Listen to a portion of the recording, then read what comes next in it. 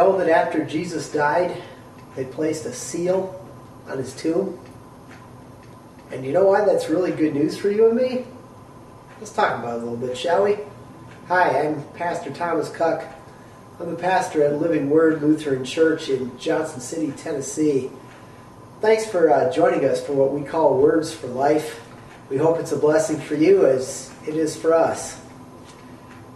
We're tracing our way through a series on the Apostles' Creed, looking at some of the great truths of Christianity, and we're to the point in the Apostles' Creed where we confess, I believe in Jesus Christ, who was buried. Jesus went to the cross, he died. When he died, he paid for the sins of the world. Your sins and mine, he paid for them in full. It is finished. He cried when he died, just before he died. Your sins were paid for 100%. Then a couple of his friends took him and put him into a grave that was owned by a man named Joseph, who was a rich man and actually a member of the Jewish ruling council. But then some of the Jewish religious leaders went to the Roman governor, whose name was Pontius Pilate, and they said, "Sir, we remember that this deceiver," that's what they called Jesus, said while he was alive that he was going to rise from the dead.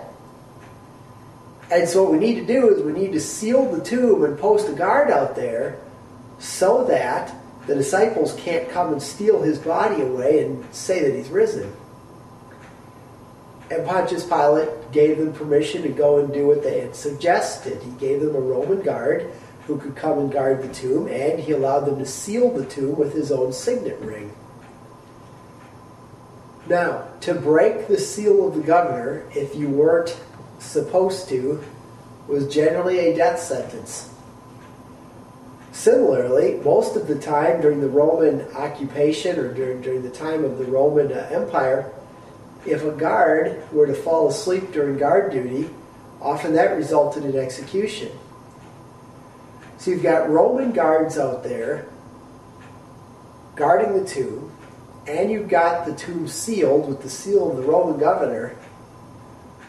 What do you think the chances are of a bunch of Jewish fishermen coming by and stealing the body? Yeah, not going to happen, is it?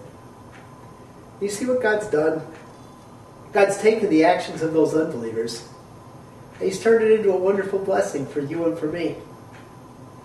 You and I can have extra assurance that Jesus really did rise from the dead, because the only way that tomb was opening up was if God himself opened it up to show the world that Jesus was risen.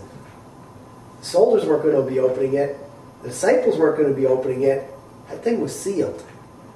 And so the fact that tomb was sealed with the governor's seal, was guarded with those Roman guards, is a wonderful blessing for you and for me.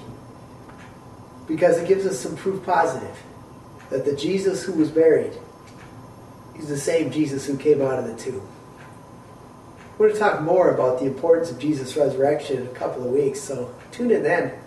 But thanks again for joining us for Words for Life. Have a great day.